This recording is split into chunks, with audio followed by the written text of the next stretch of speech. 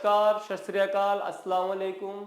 आप सभी लोगों का आपके अपने इस YouTube चैनल कॉमर्स की दुनिया में फिर से दिल से स्वागत करता हूं।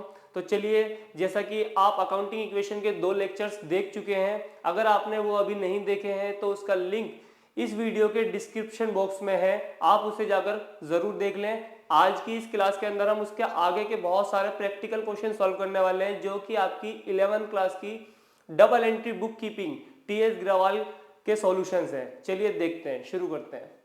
तो चलिए दोस्तों, अब हम देखते हैं अपना क्वेश्चन नंबर 11। क्वेश्चन नंबर 11 में क्या है, show the effect of the following transaction, यानी कि ये जितनी भी ट्रांजैक्शन दी गई है इसका क्या इफेक्ट होगा, ठीक है। और इसके साथ साथ हमें बनाना है क्या, एक बैलेंस शीट बनानी है।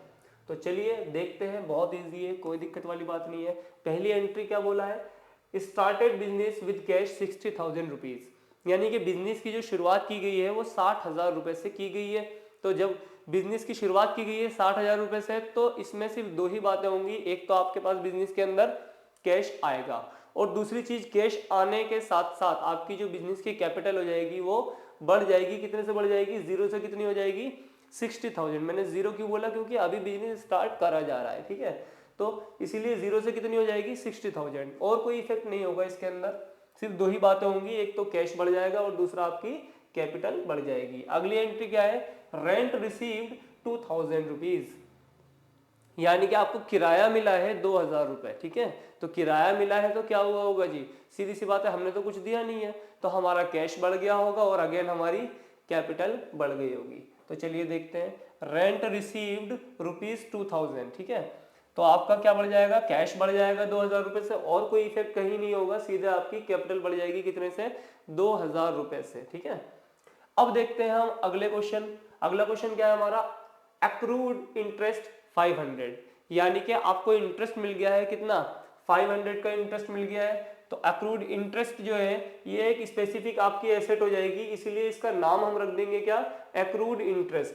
ये आपकी एसेट को बढ़ा देगी, 500 से बढ़ जाएगा आपका एसेट, और चूंकि ये इंटरेस्ट है यानी कि आपकी इनकम है, तो ये आपकी कैपिटल को भी क्या कर देगी, बढ़ा देगी। कितने से बढ़ा देगी, 500 से बढ़ा देगी।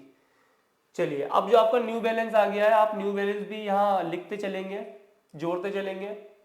पहले 60,000 था, 2,000 बढ़ के 62,000 हो गया। अब फिर इसके बाद में आपका इंटरेस्ट बढ़ा है, तो इंटरेस्ट की एक एसेट का अलग कॉलम बन जाएगा। ये पहले जीरो चल रहा था, अब ये कितना हो जाएगा, 500 हो जाएगा। यहाँ पे एडवांस कमीशन था, जो पहले कुछ नहीं था, अभी आगे एंट्री में आने वाला है। तो साथ साथ हम जोड़ते हुए चलेंगे कि हर एंट्री के बाद जो हमारा बैलेंस बच रहा है वो क्या बच रहा है।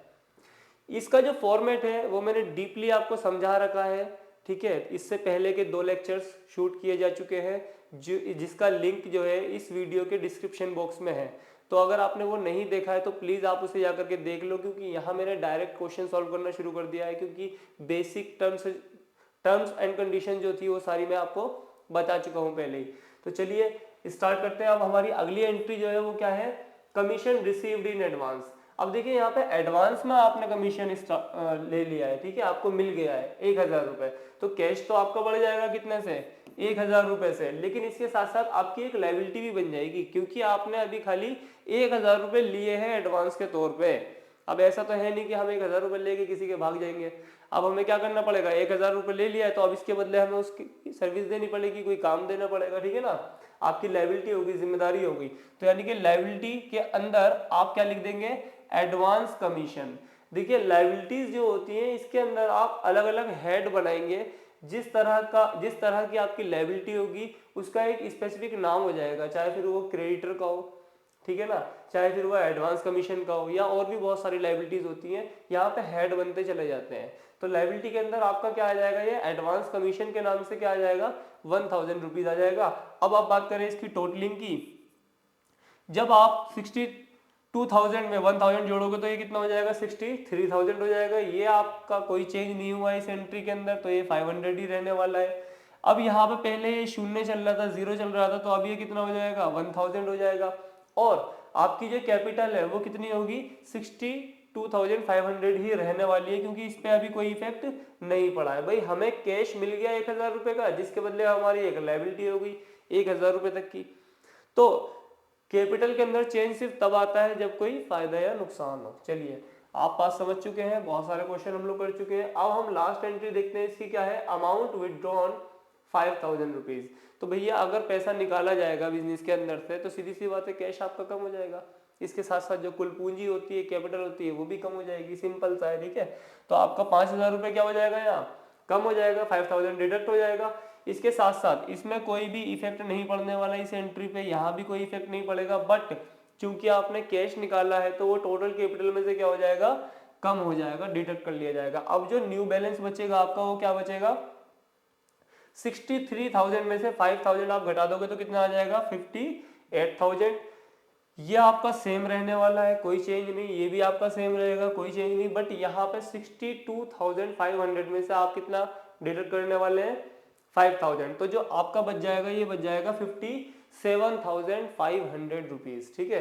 तो ये आपका फाइनल क्वेश्चन था, ठीक है, 11th क्लास का फाइनल 11th क्वेश्चन का आपका ये फाइनल आंसर आ चुका है। अब हम देखते हैं, हमें बनाना था इसके साथ साथ एक बैलेंस शीट। तो बैलेंस शीट बनाना बहुत ही इजी होता है, कोई दिक्कत वाली बात नहीं है। अब बैलेंस शीट जब हम बनाते हैं तो इसमें दो साइडें होती है, एक साइड होती है लायबिलिटी साइड और एक साइड होती है एसेट साइड। तो ये वाले जो अमाउंट होते हैं, ये वाले जो अमाउंट होते हैं ये हमारे क्या होते हैं, एसेट होते हैं, ये एसेट साइड में आ जाएंगे, ठीक है जी। और ये वाले जो अमाउंट होते हैं ये हमारे कौन से होते हैं, लायबिलिटी टर्म्स होती है, ठीक है। तो लायबिलिटी साइड होती है, तो ये लायबिलिटी साइड आ जाएगी। एसेट साइड में दो ही अमाउंट मुझे दिख रही है, 58,000 और 500। तो आपका कैश आ जाएगा 58,000 और एक्रूड इंटरेस्ट के नाम से 500, ठीक है।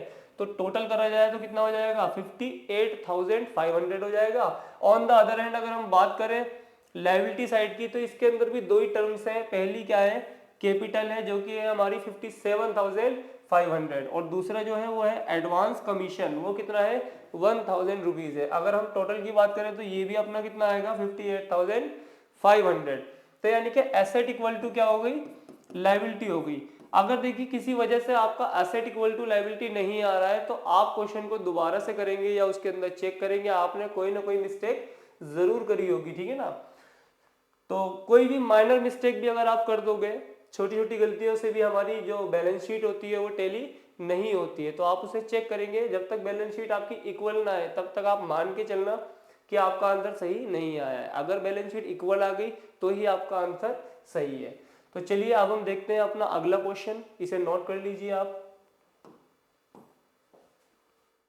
तो चलिए अब हम करते हैं क्वेश्चन नंबर 12। क्वेश्चन नंबर 12 में क्या लिखा है, prove that the accounting equation is satisfied. हमें सिद्ध करना है कि जो हमारी अकाउंटिंग इक्वेशन है वो क्या है, सेटिस्फाइड हो रही है जितनी भी हमने ट्रांजैक्शन करी थी उनसे, ठीक है ना। किसकी है ट्रांजैक्शन ये सारी, ये है समीर गोयल की। तो चलिए पहली एंट्री इनकी क्या है, बिजनेस स्टार्ट करा है विद कैश ₹10,000, यानी कि समीर गोयल ने 10,000 रुपए से अपने बिजनेस को स्टार्ट किया। तो बिजनेस स्टार्ट करा है तो कैश बढ़ जाएगी और कैपिटल बढ़ जाएगी। हम जल्दी जल्दी करेंगे, बहुत इजी है, कोई दिक्कत वाली बात नहीं है। सीरियल नंबर 1 आ जाएगा, ट्रांजैक्शन में क्या आ जाएगा आपका, जो एंट्री है उस एंट्री को लिख देते हैं, मतलब जो भी एक्टिविटी हो रही होती है उसे लिखते हैं कि भाई बिजनेस स्टार्ट किया गया है, कितने कैश से करा गया है, 10,000 रुपए से, ठीक है। तो कैश आपका कितना आ जाएगा, 10,000 रुपीज आ जाएगा। अभी बाकी टर्म्स साइलेंट रहेंगी, वो इसलिए क्योंकि हमारी ये पहली एंट्री है। तो बिजनेस में पैसा जब आता है तो कैश बढ़ेगा और इसके साथ में कैपिटल बढ़ने वाली है। तो 10,000 से कैश बढ़ गया और 10,000 से आपकी कैपिटल भी बढ़ गई।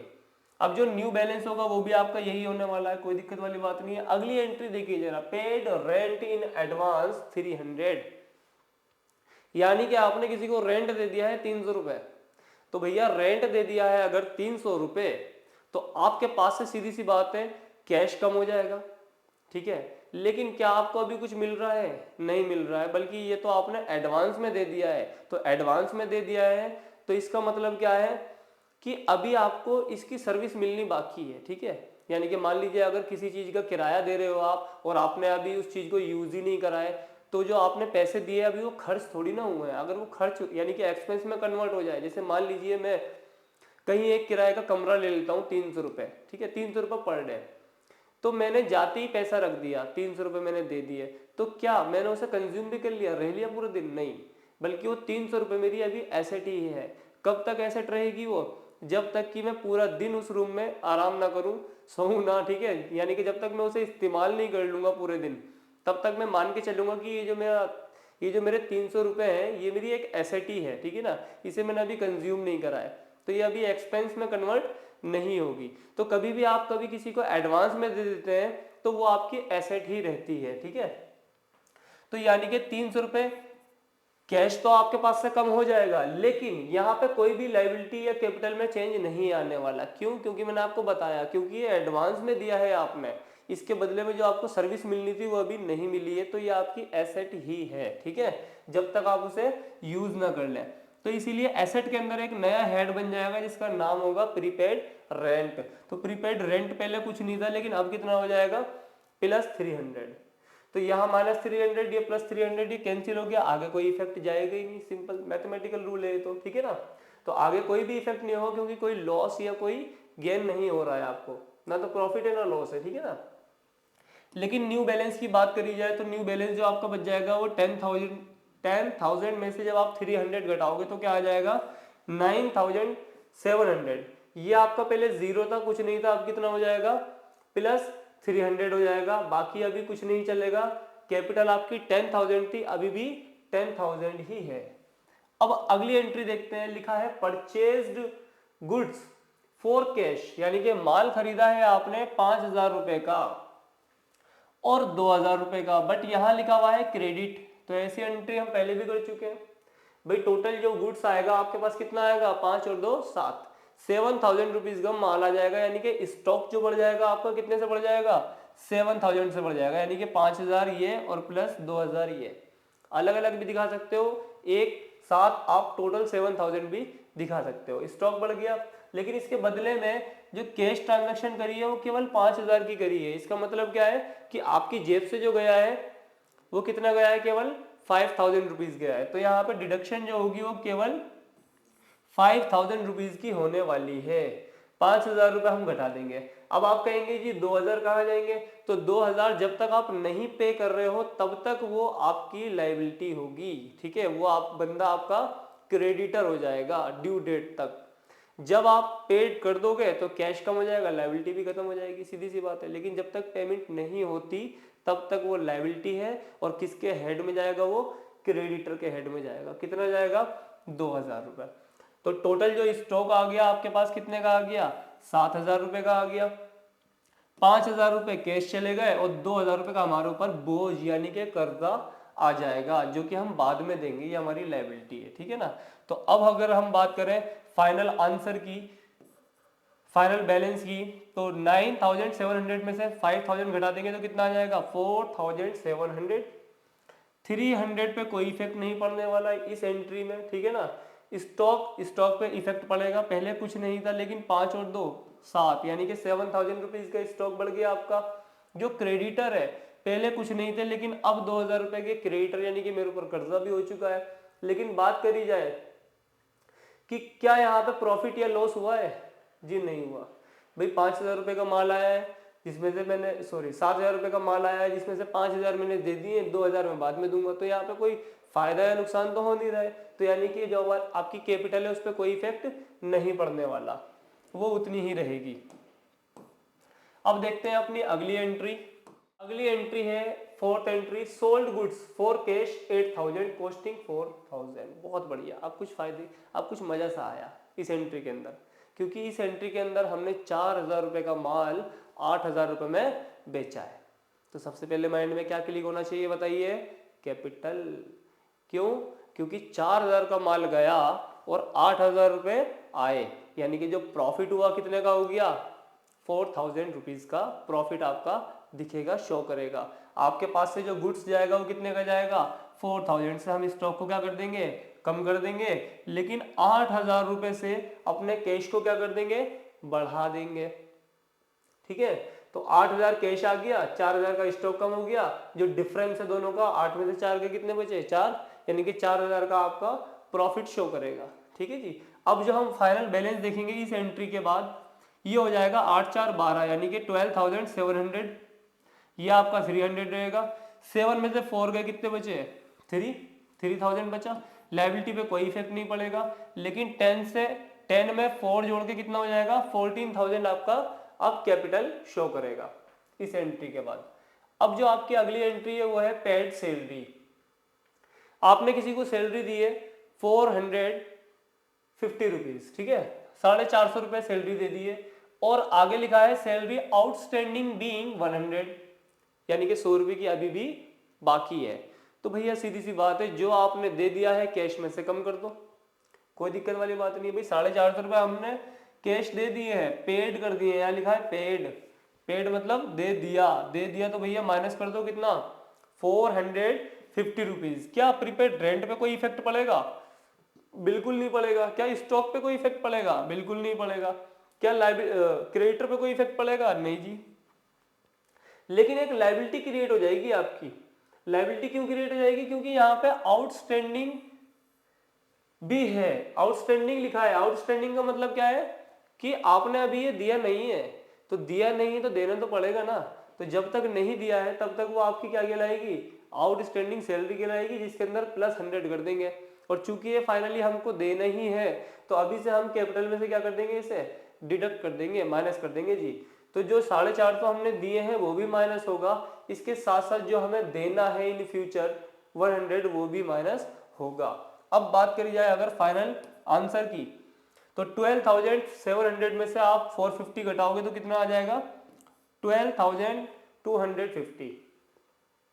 ये आपका यही रहने वाला है, ये भी सेम रहेगा, ये भी सेम रहेगा, बस यहाँ पे चेंज हो जाएगा, ये प्लस हो जाएगा 100, और यहाँ पे जब माइनस करोगे 450 और 100 तो आपका जो आएगा 13,450, 13,450 का आपका न्यू बैलेंस शो करेगा इस एंट्री को करने के बाद। अब जो आपकी फाइनल एंट्री बचती है वो फाइनल एंट्री क्या है, बहुत इजी है। फाइनल एंट्री लिखा है bought motorcycle for personal use. Personal use, ये वर्ड तो बड़ा अच्छा लगता है ना। पर्सनल यूज का मतलब क्या होता है, ड्राइंग।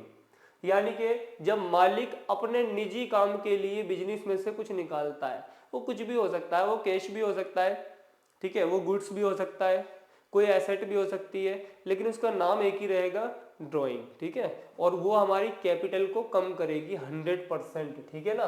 तो 3,000 रुपए निकाले हैं मोटरसाइकिल के यूज के लिए, तो 3,000 रुपए से आपका कैश कम हो जाएगा, एज वेल एज आपकी कैपिटल भी क्या हो जाएगी, कम हो जाएगी। तो 3,000 रुपए से देखिए कैश कम हो गया, किसी भी चीज पे कोई इफेक्ट नहीं पड़ने वाला, बट आपकी 3,000 रुपए से कैपिटल क्या हो जाएगी, कम हो जाएगी, क्योंकि ये ड्राइंग है जो आपकी कैपिटल को हमेशा कम करती है। अब बात करें न्यू बैलेंस की, तो न्यू बैलेंस कितना बच जाएगा, 12,250 में से 3,000 घटाएंगे तो कितना आ जाएगा, 9,250। ये 300 रहेगा, ये 3,000 रहेगा, ये 2,000 रहेगा, ये 100 रहेगा, कोई चेंज नहीं है, लेकिन लास्ट में चेंज आ जाएगा।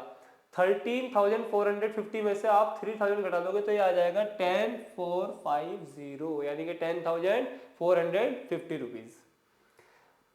चलिए अब देखते हैं इस सवाल के अंदर और क्या दिया था, कुछ नहीं, बैलेंस शीट इसके अंदर नहीं बनानी, तो ये आपका फाइनल आंसर होगा। आप इसकी टोटलिंग करो, ठीक है, एसेट की और लायबिलिटी की, अगर ये दोनों इक्वल आते हैं तो आपका आंसर सही होगा। ये आपकी एसेट साइड है और ये आपकी लायबिलिटी साइड है। आप इसे टैली करेंगे तो ये हमेशा इक्वल आएगी, और यही प्रूफ है कि आपने क्वेश्चन सही सॉल्व किया है। चलिए देखते हैं अब अपना अगला क्वेश्चन। तो चलिए अब हम देखते हैं अपना अगला क्वेश्चन। क्वेश्चन नंबर 13 क्या है, Raghunath had the following transactions in an accounting year. ठीक है, रघुनाथ नाम है जिन्होंने पूरे साल में कुछ ट्रांजैक्शन की है, उसी की हमें अकाउंटिंग करनी है, कोई दिक्कत नहीं है जी, कर देंगे। Commenced business with cash 50,000 rupees, यानी कि जो बिजनेस को स्टार्ट किया गया है वो 50,000 रुपीज से किया गया है, तो आप एकदम एक्सपर्ट हो चुके होंगे, कैश बढ़ जाएगा, कैपिटल बढ़ जाएगी, बस खत्म। तो commence business with cash rupees 50,000, cash कितना हो जाएगा 50,000। किसी भी चीज पे अभी कोई इफेक्ट नहीं पड़ेगा क्योंकि सिर्फ कैश इंट्रोड्यूस किया गया है, ठीक है ना। तो कैश बढ़ेगा, इसके साथ साथ आपकी कैपिटल बढ़ जाएगी। अगला क्या है, पेड इनटू बैंक 10,000 रुपीज।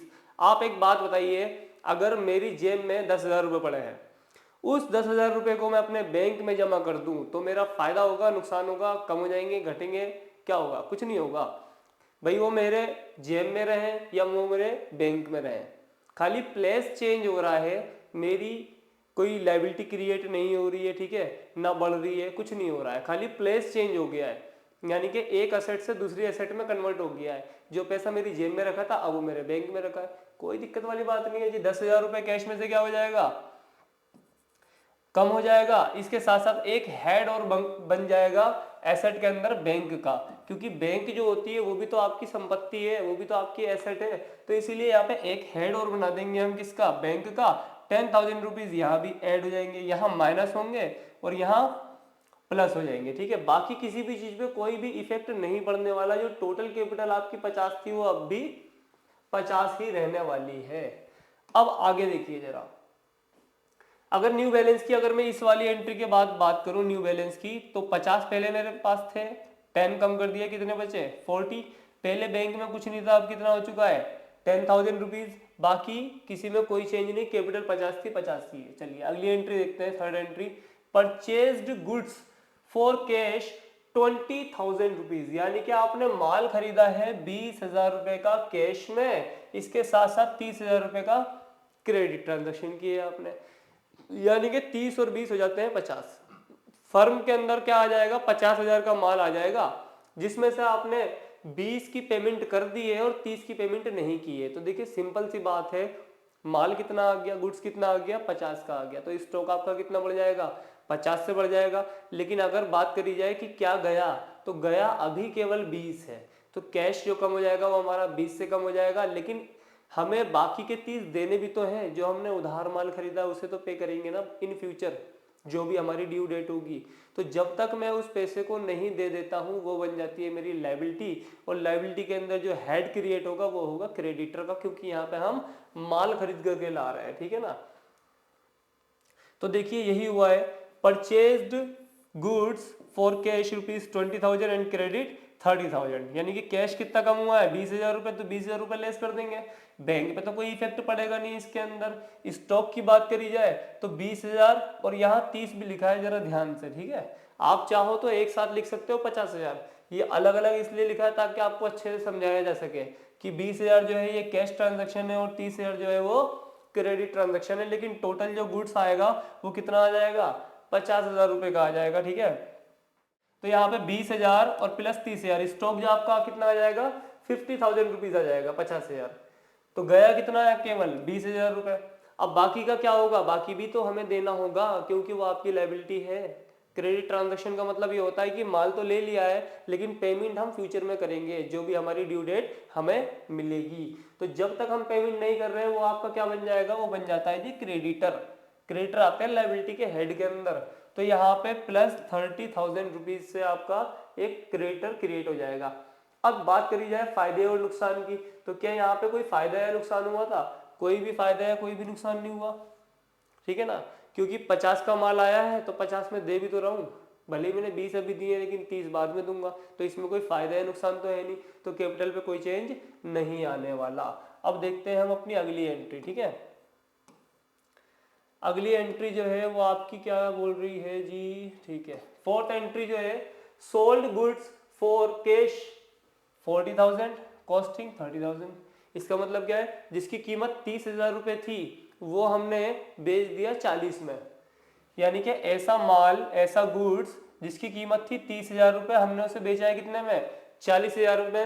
तो आपके माइंड में एकदम क्लिक करना चाहिए, फायदा हो रहा है, फायदा हो रहा है, ठीक है ना। और फायदा हो रहा है तो आपकी कैपिटल बढ़ जाएगी प्रॉफिट लिख करके, ठीक है ना। कितना प्रॉफिट हो जाएगा भाई, 30 वाला माल हम 40 में बेच रहे हैं तो 10,000 रुपए से आपका कैपिटल क्या हो जाएगा, बढ़ जाएगा।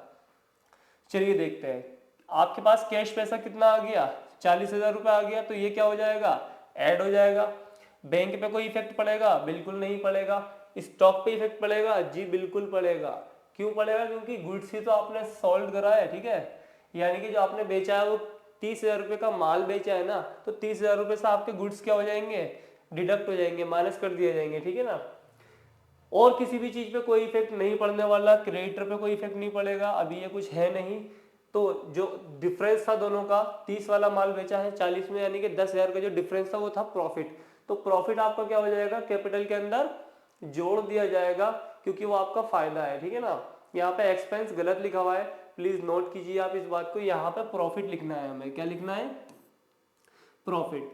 छोटी छोटी मिस्टेक कभी कभी हो जाती हैं, ठीक है ना, तो मैं उसे ठीक करता चलूँगा, आप टेंशन ना लें।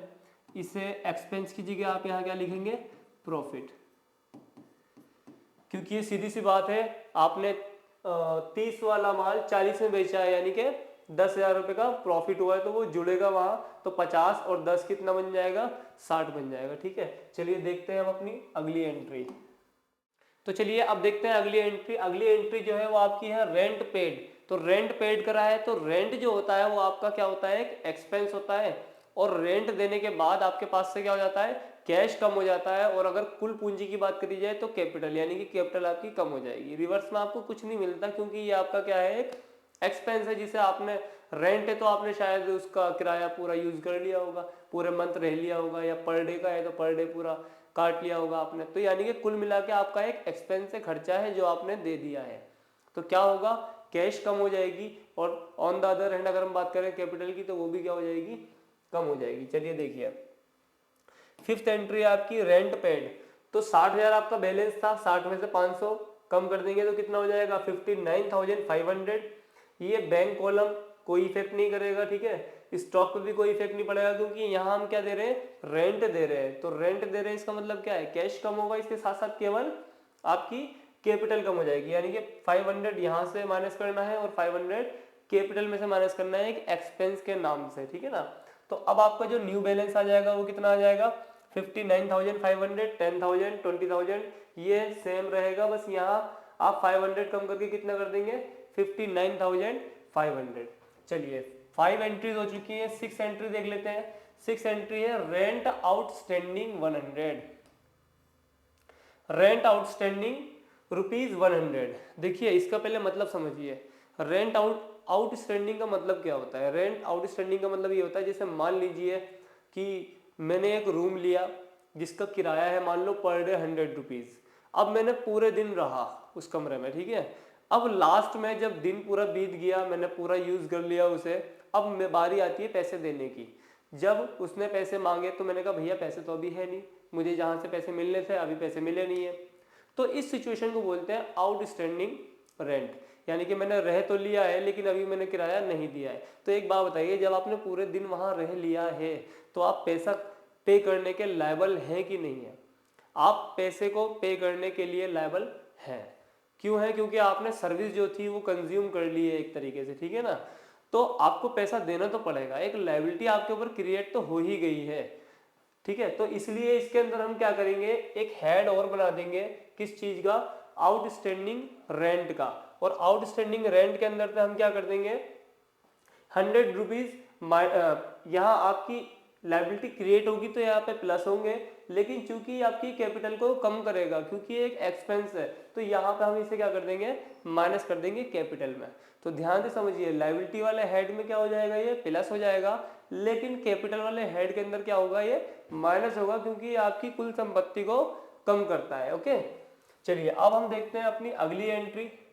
तो चलिए देखते हैं अब अपनी 7th एंट्री। 7th एंट्री में क्या लिखा है, bought furniture 5,000 rupees on credit. तो क्रेडिट का मतलब मैंने आपको पहले ही बता दिया था। क्रेडिट का मतलब होता है कि आपने उधार में कोई ट्रांजैक्शन की है, ठीक है। यहाँ पे फर्नीचर को परचेज किया गया है, तो फर्नीचर तो आपके पास आ गया होगा, यानी कि आपकी एसेट तो बढ़ गई होगी, लेकिन अभी रिवर्स में आपने कोई ट्रांजैक्शन नहीं की है, यानी कि आपने अपनी लायबिलिटी को राइट ऑफ नहीं किया है। तो जब तक आप अपनी लायबिलिटी चुका नहीं देते हैं तब तक वह व्यक्ति आपका क्या हो जाएगा, क्रेडिटर हो जाएगा, ठीक है ना। आपकी एक लायबिलिटी क्या हो जाएगी, क्रिएट हो जाएगी। तो यहाँ पे आपका फर्नीचर बढ़ जाएगा, कितने से बढ़ जाएगा, 5,000 रुपए से आपका क्या हो जाएगा, फर्नीचर। देखिए एक हेड और बन जाएगा यहाँ पे, अभी तक फर्नीचर में कोई एंट्री नहीं थी, अब आपने फर्नीचर खरीदा है, तो 5,000 रुपए से आपका फर्नीचर बढ़ जाएगा। इसके साथ साथ आपकी एक लायबिलिटी भी क्रिएट हो जाएगी 5,000 रुपीज की, ठीक है ना। क्रेडिटर्स के अंदर आपकी एक लायबिलिटी बढ़ जाएगी। लेकिन इस ट्रांजैक्शन से क्या कोई फायदा या नुकसान हुआ है,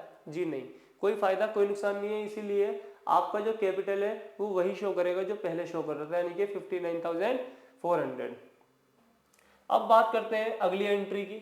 अगली एंट्री जो है वो है हमारी bought refrigerator for personal use 5,000 rupees.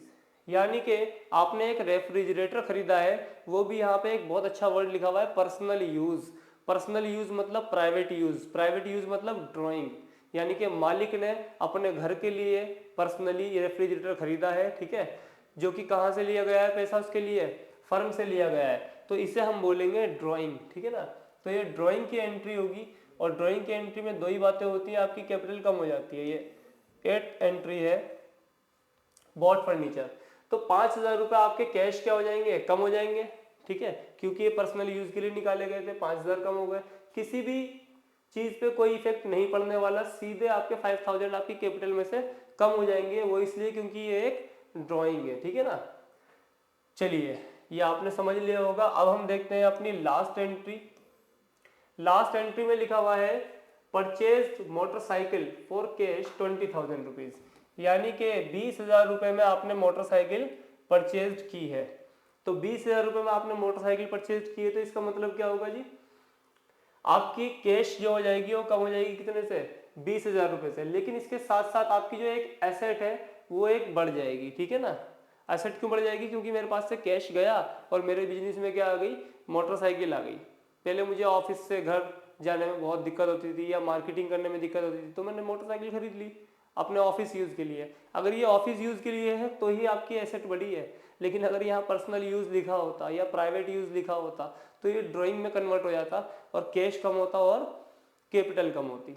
लेकिन यहाँ पे ऐसा कुछ नहीं लिखा हुआ है, तो ये बिजनेस के पर्पज से ली गई है, जिसकी वजह से आपका कैश तो कम हुआ, लेकिन इसके साथ साथ आपकी एक एसेट भी बढ़ गई। किस नाम से बढ़ गई, मोटरसाइकिल के नाम से बढ़ गई। तो आगे कैपिटल पे इसका कोई भी इफेक्ट नहीं दिखेगा आपको।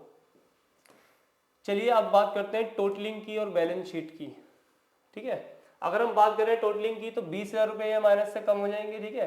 तो 54,500 में से 20,000 घटा देंगे तो कितना आ जाएगा, 34,500। ये आपका 10,000 रहने वाला है, ये 20,000 रहने वाला है, ये 5,000 रहने वाला है, लेकिन एक नया एसेट जिसका नाम है मोटरसाइकिल, ये आपका ऐड हो जाएगा इसके अंदर, ठीक है।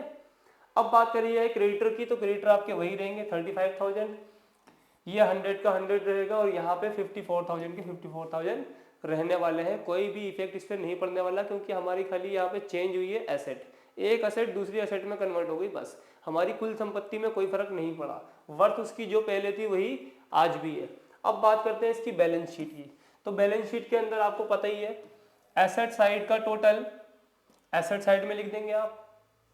कैश कितना है आपका 34,500, और जी बैंक आपका कितना है 10,000 का है, स्टॉक आपका कितना है 20,000 है, फर्नीचर कितना है जी आपका 5,000 है, और मोटरसाइकिल आपने लास्ट में लिए 20,000 की। अगर आप इसको टोटल करोगे तो ये बैठेगा 89,500। ऑन द अदर एंड अगर हम बात करें लायबिलिटी साइड की, तो इसके अंदर कैपिटल आपको दिखेगी 54,400 की, क्रेडिटर्स आपको दिखेंगे 35,000 के, और जो एक रेंट था आउटस्टैंडिंग आपका 100 रुपीज का था। अब यहाँ भी आप इसकी टोटलिंग करेंगे तो कितना होगा 89,500 का। तो यहाँ पे आपकी एसेट इक्वल टू क्या हो रही है, लायबिलिटी हो रही है, और इसका मतलब ये है कि आपने क्वेश्चन बिल्कुल सही किया है। अगर ये टैली ना करता, बराबर ना आता, तो आपने कोई ना कोई माइनर या मेजर मिस्टेक जरूर की होगी, ठीक है। तो आप इस चीज का ध्यान रखें और बैलेंस शीट का फॉर्मेट याद रखें, बहुत इजी होता है, बहुत आसान होता है बनाना, ठीक है। तो अब करते हैं हम अपना अगला क्वेश्चन, आप इसे नोट कर लीजिए। तो चलिए दोस्तों अब हम देखते हैं अपना क्वेश्चन नंबर 14। क्वेश्चन नंबर 14 क्या बोल रहा है, देखते हैं। अकाउंटिंग इक्वेशन बनानी है हमें फ्रॉम द फॉलोइंग। तो started business with cash 50,000 and goods 30,000, यानी कि बिजनेस को इस बार स्टार्ट किया गया है कैश के साथ, लेकिन इसके साथ साथ एक चीज और आई है, वो है गुड्स, यानी कि माल भी आया है। तो कोई दिक्कत वाली बात नहीं है, कैश आपका बढ़ जाएगा कितना 50,000 रुपीज से, और स्टॉक भी आपका कितना हो जाएगा 30,000 हो जाएगा, तो टोटल हो जाते हैं 80,000। बाकी किसी भी चीज में कोई चीज नहीं आने वाली, क्योंकि अभी कोई इफेक्ट नहीं हुआ है, बिजनेस स्टार्ट किया गया है, तो ये आपका 80,000 रहने वाला है। ट्रांजैक्शन में आपको वही बात लिखनी है जो ट्रांजैक्शन हुई है, ठीक है ना, ये कोई बहुत बड़ी बात नहीं है। अब दूसरा देखिए, परचेज गुड्स फॉर कैश 30,000, यानी कि कैश में आपने खरीदा है 30,000 रुपए का माल, ऑन क्रेडिट और उधार खरीदा है करण से 20,000 रुपए का माल। तो ठीक है, 30 और 20 50, फर्म के अंदर क्या हो जाएगा 50,000 का माल आ जाएगा, लेकिन उसमें से कैश जो जाएगा वो केवल 30,000 जाएगा, बाकी के जो 20,000 है वो करण भाई साहब को हम बाद में देंगे, क्योंकि यहाँ क्या लिखा है ऑन क्रेडिट। ऑन क्रेडिट का मतलब यही होता है कि हम कुछ दिनों के बाद जो भी हमारी ड्यू डेट मिलेगी हमें, हम उस ड्यू डेट पे उस पैसे को चुकाते हैं, तो तब तक के लिए वो हमारी क्या बन जाती है, लायबिलिटी बन जाती है। तो देखिए कैश जो कम होगा वो कितना हो जाएगा, 30,000 रुपीज से कम हो जाएगा। जो बैलेंस बचेगा वो आपका फाइनल बैलेंस होगा, ठीक है, न्यू बैलेंस बोल सकते हैं इसे हम, ये आपका न्यू बैलेंस बचेगा, ठीक है, 20,000 रुपीज का। अगर बात करी जाए स्टॉक फर्म में कितना आ गया, तो भैया 30 का तो कैश लिया है हमने और 20 का उधार लिया है, तो गुड्स जो आएगा यानी कि स्टॉक जो आएगा वो तो टोटल 50 आएगा ना, तो 30 और 20 50, और 30 का पहले था, तो ये टोटल हो जाता है 80,000 रुपए। यानी कि इस समय इस ट्रांजेक्शन को करने के बाद 80,000 रुपए का बैलेंस शो होगा। अब क्रेडिटर्स की बात करी जाए तो करण का नाम चाहो तो आप यहाँ लिख दो कि भाई करण भाई साहब से हमने कितने लिए हैं, 20,000 रुपए के स्टॉक लिए हैं, तो यानी कि 20,000 रुपए की एक लायबिलिटी क्रिएट हो जाएगी यहाँ पर। अब बात करी जाए फायदे या नुकसान की, तो यहाँ भाई 50 जा रहे हैं तो 50 आ भी रहे हैं, यानी कि 50 का माल तो आ गया आपका, बढ़ गया, गए 30,000 रुपए, लेकिन 20,000 की जो लायबिलिटी है वो भी तो हम पे करेंगे इन फ्यूचर जो भी ड्यू डेट है, तो इसीलिए तब तक के लिए लायबिलिटी आपकी क्रिएट हो जाएगी। लेकिन यहाँ पे कोई फायदा या नुकसान नहीं हो रहा है, तो इसीलिए कैपिटल वैसे ही रहने वाली है, उसमें कोई चेंज नहीं होगा। अब देखिए goods costing 40,000 rupees were sold for 55,000, यानी कि 40,000 रुपए के माल को हमने 55,000 रुपए में बेच दिया। 40,000 का माल गया, उधर से रिवर्स में क्या आया, 55,000। तो आपको पता लग गया होगा क्या करना है।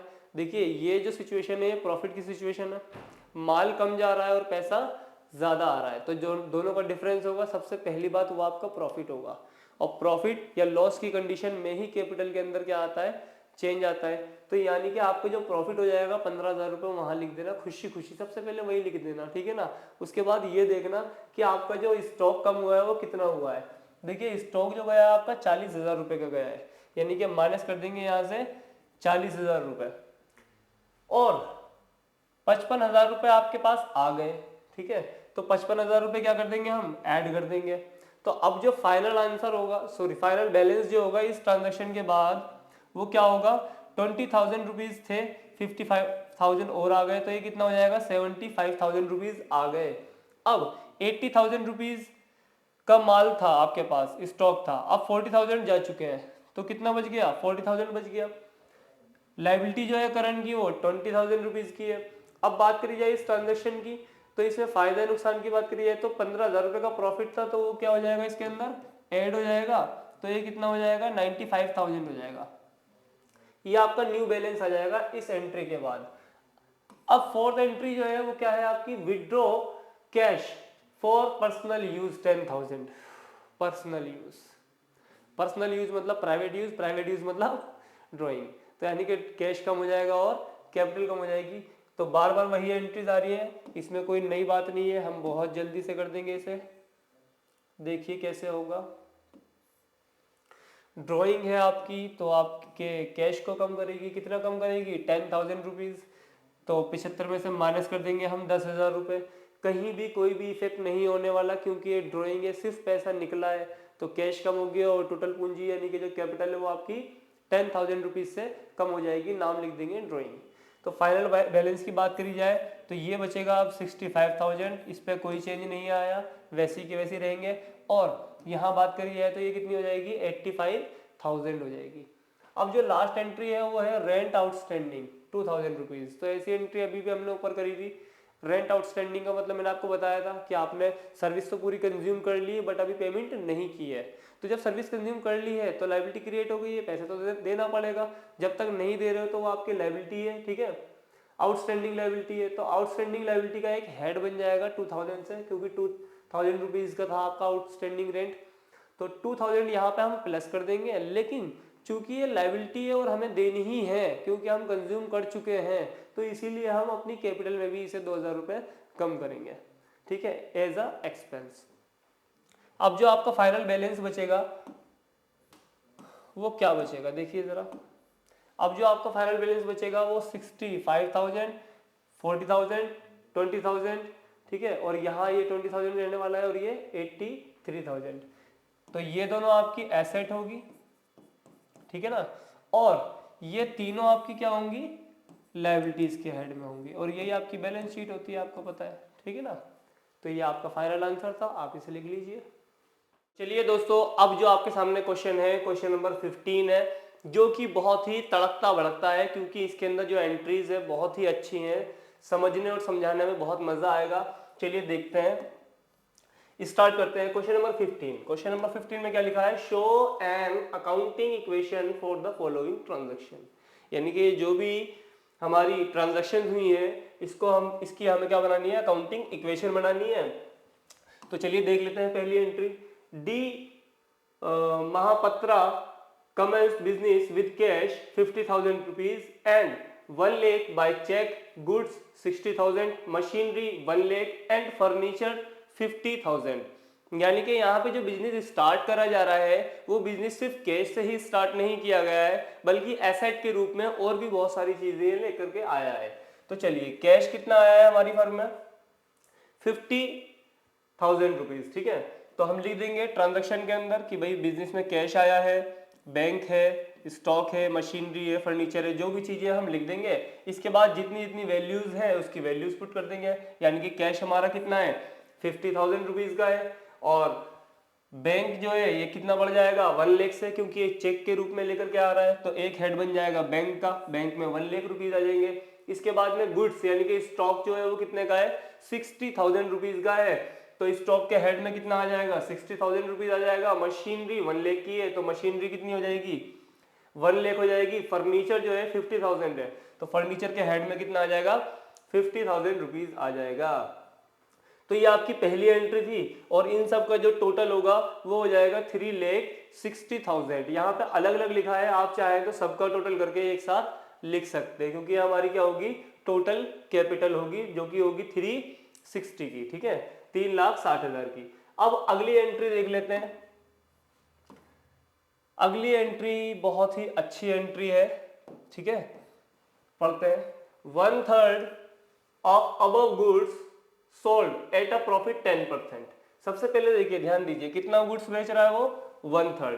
गुड्स है कितना आपका, 60,000 का। मैं यही वर्किंग नोट बना देता हूं, 60,000 का 1/3 पहले देखो, क्योंकि 60,000 का 1/3 स्टॉक आपका सोल्ड हुआ है। तो 3 1 3, 3 2 6, और 4 0, यानी कि 20,000।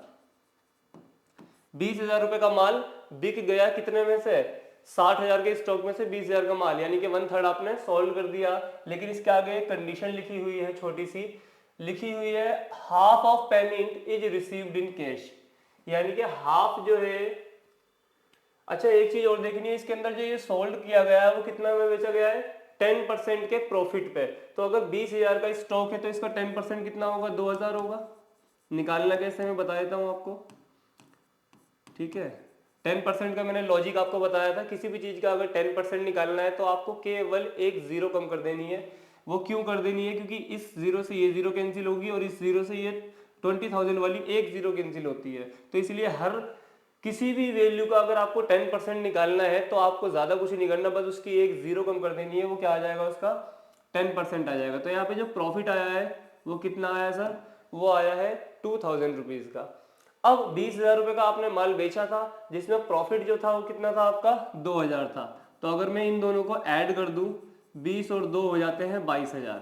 यानी कि आपके पास पैसा कितना आना चाहिए था, 22,000 रुपए आना चाहिए था, क्योंकि 20 का तो आपका माल गया है, 2,000 रुपए उसमें आपका प्रॉफिट है। टोटल आपके पास आने कितने चाहिए थे, 22,000 रुपीज। बट हुआ क्या है, ये बोल रहा है half of the payment is received in cash, यानी कि आधी ही पेमेंट खाली आपको मिली है। तो आधी पेमेंट मिली है, इसका मतलब ये है कि 22,000 में से आधी पेमेंट यानी कि 11,000 रुपीज एज अ कैश आपको मिल गया होगा। लेकिन 11,000 अभी नहीं मिले हैं। तो जब तक नहीं मिले हैं वो भी आपकी एसेट है, बट अभी रिसीव नहीं हुआ है, इसीलिए वह व्यक्ति आपका क्या हो जाएगा, डेटर हो जाएगा। तो असेट के अंदर एक नया हेड बन जाएगा डेटर्स का, जिसके अंदर हम क्या कर देंगे, 11,000 रुपीज ऐड कर देंगे। तो देखिए एंट्री, कैश कितना बढ़ जाएगा आपका 11,000 से, क्योंकि 11,000 रुपये आपको प्राप्त हो चुके हैं हाफ पेमेंट। 11,000 रुपये डेटर्स में आ जाएंगे, क्योंकि ये 11,000 रुपये अभी मिले नहीं है, बट ये हमारी एसेट है, ये हमें मिलने वाली है इन फ्यूचर, जो भी हम ड्यू डेट देंगे उससे, ठीक है ना। अब 11 और 11 22,000 रुपये आपको रिसीव्ड हो गए, एक तरीके से आपकी एसेट में कन्वर्ट हो गई। लेकिन आपके पास से क्या गया है, 20,000 रुपये का स्टॉक गया है। तो पहले स्टॉक 60,000 का था। अब ब्रैकेट का मतलब देखिए यहाँ पे क्या होता है, ब्रैकेट का मतलब होता है अकाउंट्स में डिडक्शन करना, यानी कि ये नेगेटिव वैल्यू है, माइनस की वैल्यू है।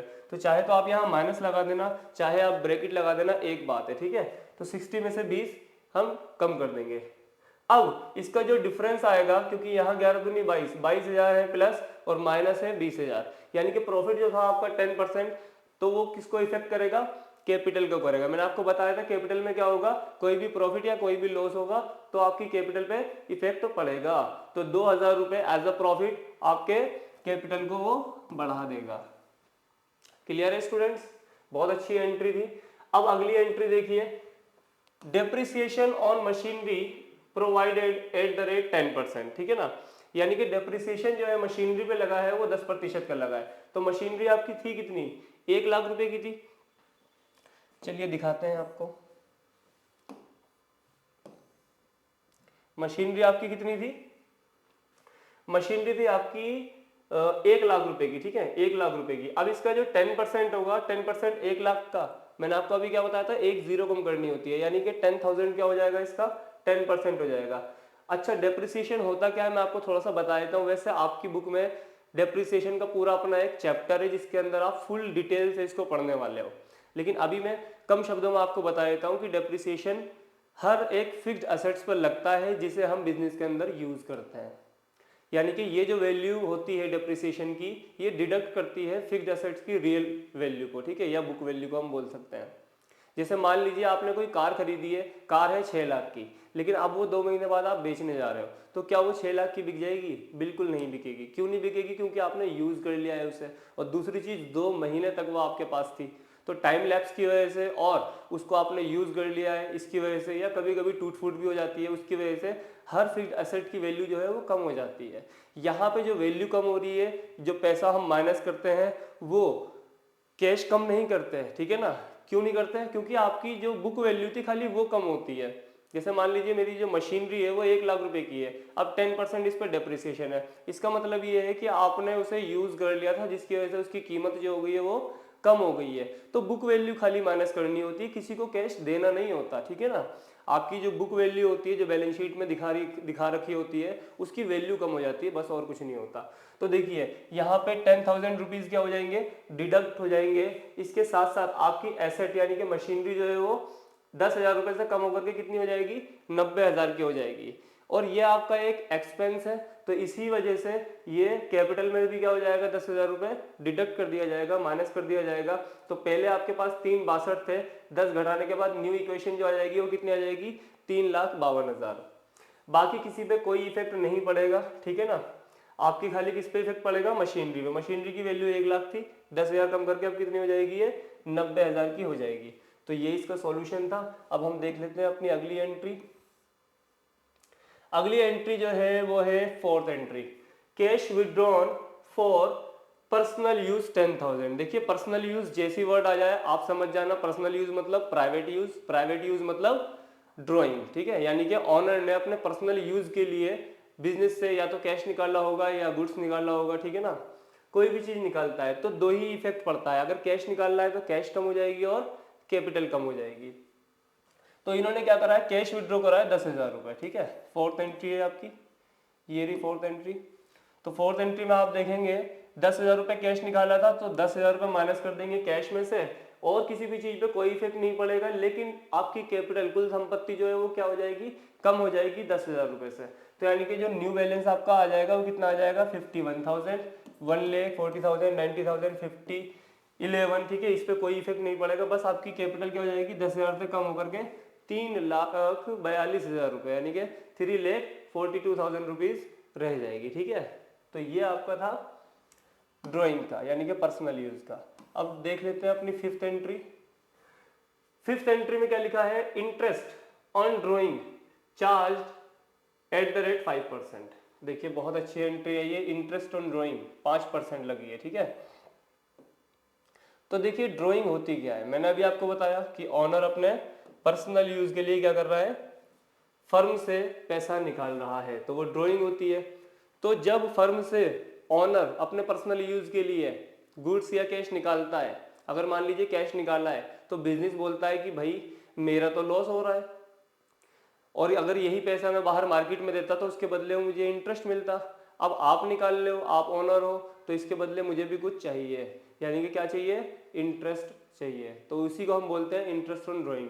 यानी कि जब ओनर बिजनेस से पैसा निकालेगा तो वो ड्राइंग होगा, लेकिन बिजनेस इसके बदले में जो ओनर से लेगा वो क्या होगा, इंटरेस्ट ऑन ड्राइंग होगा। लेकिन एक बात यहाँ पे ध्यान रखेंगे आप लोग, जो इंटरेस्ट ऑन ड्राइंग होता है वो कैश के रूप में ट्रांजैक्शन नहीं होता है, ठीक है ना। कैश के रूप में ट्रांजैक्शन का मतलब यानी कि इंटरेस्ट ऑन ड्राइंग जो होगा, इसका जो कैश होगा वो खाली कैपिटल के ऊपर ही इफेक्ट करता है, कैश के अंदर कोई भी एंट्री नहीं होती है। आप इस बात को समझेंगे, क्योंकि जब पैसा निकाला था तो कैपिटल आपकी क्या हो गई थी, कम हो गई थी। अब पैसा आएगा, ठीक है, इंटरेस्ट के रूप में, तो वो वहीं पे क्या हो जाएगा, ऐड हो जाएगा। तो यानी कि इस तरह की एंट्री में हम कैपिटल के अंदर ही एक बार प्लस और एक बार माइनस कर देते हैं, बस। कैश का इसमें कोई इन्वॉल्व नहीं होता है। चलिए देखते हैं, फिफ्थ एंट्री थी आपकी interest on drawing charge at the rate 5%, ठीक है।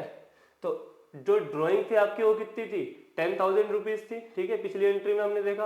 अब उसी पे 5% का क्या लग रहा है, इंटरेस्ट लग रहा है। तो 10,000 का पहले अगर हम 10% निकालेंगे तो कितना होगा, 1,000 होगा, और उसका आधा कर देंगे तो 500 होगा। यानी कि 500 रुपये जो होगा वो आपका क्या होगा, इंटरेस्ट ऑन ड्राइंग होगा। अगर अब भी समझ नहीं आया तो आप इसे ऐसे कैलकुलेट कर सकते हैं, 10,000, ठीक है, 10,000 इंटू 5/100, 2 जीरो से 2 जीरो कैंसिल हो गया, 5 1 5, कितना आ जाएगा, 500 आ जाएगा। 10,000 का 5% कितना होगा, 500 होगा, और एक बार वहीं प्लस और एक बार माइनस कर देंगे। कैश का इसमें कोई इन्वॉल्व नहीं होगा, कहीं भी कोई भी एंट्री इसके अंदर नहीं आएगी। एक बार जुड़ जाएगा, एक बार घट जाएगा, तो बैलेंस उतना ही रहने वाला है, ठीक है ना। चलिए, आई होप आप लोगों को समझ आ चुका होगा। अब देख लेते हैं अपनी अगली एंट्री, ठीक है। अगली एंट्री जो है वो है सोल्ड गुड्स टू गुप्ता, यानी कि गुप्ता को माल बेचा जा रहा है 10,000 रुपए का, 10,000 का, and received a BR। BR क्या होता है, BR एक एसेट ही होती है। बस होता क्या है, जैसे मान लीजिए हमने किसी को माल बेचा तो रिटर्न में हमें क्या मिलना चाहिए, मनी मिलनी चाहिए। लेकिन उन्होंने कहा भैया मनी तो मेरे पास अभी है नहीं, और मैं कह रहा हूं कि भाई मुझे तो पैसा चाहिए क्योंकि मुझे आगे ट्रांजैक्शंस करनी है। तो उसने कहा चलो ऐसा करो, कैश नहीं है लेकिन मैं आपको एक BR दे देता हूं। BR मतलब बिल्स रिसीवेबल। बिल रिसीवेबल से होगा क्या, जब मेरे पास बिल रिसीवेबल आ जाएगा तो उसे मैं कैश के रूप में आगे मार्केट में ट्रांजैक्शन के रूप में चला सकता हूँ। इन्होंने मुझे दिया, मैं किसी और को दे सकता हूँ, क्योंकि वो एक कैश के रूप में ही होता है, ठीक है ना। कैश के रूप में मतलब कैश तो नहीं होता, लेकिन एक BR क्या है, एक लेटर टाइप का होता है जिसमें लिखा होता है कि मैं मिस्टर एक्स को इतना पैसा इस डेट पे देने वाला हूँ। और जो BR है वो एक लीगल डॉक्यूमेंट है जिसे कोई भी डिनाई नहीं कर सकता, ठीक है ना। तो BR इस जगह मेरे लिए एक एसेट होगी। तो देखते हैं इसकी एंट्री कैसे होगी। आप दोबारा पढ़ लीजिए एक बार, गुप्ता को माल बेचा है 10,000 रुपए का, इसके बदले में आपको क्या मिल गया, एक BR मिल गया, जो कि जिसपे क्या लिखा है कि 3 महीने के बाद मैं पेमेंट करूंगा। तो कोई दिक्कत नहीं, बहुत इजी है, ठीक है। तो यहाँ से 10,000 रुपये का माल कम हो जाएगा, यानी कि स्टॉक आपका पहले कितना था, 40,000 रुपीज़ का था, 10,000 का स्टॉक कम हो जाएगा, माल चला गया आपके पास से। बट इसके बदले में आपको क्या मिल जाएगा, एक BR मिल जाएगा। देखिए BR का हेड इस तरीके से डेटर के बराबर में आप बना देंगे। बिल रिसीवेबल पहले कुछ नहीं था, बट अब यहाँ कितना आ जाएगा, 10,000 आ जाएगा, ऐड हो जाएगा। यानी कि यहाँ से स्टॉक कम हो गया और यहाँ आपका BR आ गया 10,000 रुपीज़ का। यहाँ कोई प्रॉफिट या लॉस नहीं हो रहा है, तो इसीलिए कैपिटल पे कोई इफेक्ट नहीं पड़ने वाला। आई होप आप लोगों को समझ आ गया होगा। अब देखते हैं अपनी अगली entry, received 10,000 from Gupta against the BR on its maturity. यानी कि देखिए ये जो गुप्ता जी थे इन्होंने 3 महीने का टाइम लिया था, अब वो 3 महीने पूरे हो चुके हैं, अब वो अपना BR वापस मांग रहे हैं और मुझे कैश दे रहे हैं। तो होगा क्या बताइए, कैश बढ़ जाएगा, BR खत्म हो जाएगा, ठीक है ना। कोई दिक्कत वाली बात नहीं है, जैसा उन्होंने वादा किया था वैसा उन्होंने निभा दिया। तो जो वादा किया है निभाना पड़ेगा, ठीक है ना। तो 3 महीने के बाद आपके पास कैश क्या हो जाएगा, ऐड हो जाएगा 10,000 रुपीज। किसी भी चीज पे कोई इफेक्ट नहीं पड़ेगा, जो आपके पास BR था वो वापस ले लेंगे कि भैया मुझे अपना BR मुझे वापस दे दो और बदले में अपना कैश ले लो जैसा कि मैंने वादा किया था। तो BR खत्म हो जाएगा, ये नील हो जाएगा। अब बात करें टोटलिंग की, तो आप टोटल एसेट को जोड़ो, ठीक है ना। और यहाँ पे लाइबिलिटी तो आपकी कुछ है नहीं, सिर्फ क्या है, कैपिटल है कितनी, 3,42,000। तो ये हमेशा क्या आएंगे, इक्वल आएंगे, जैसे कि आपको पता है assets equal to liability plus capital. तो ये था आपका क्वेश्चन नंबर 15। आप इसे देख लीजिए, लिख लीजिए।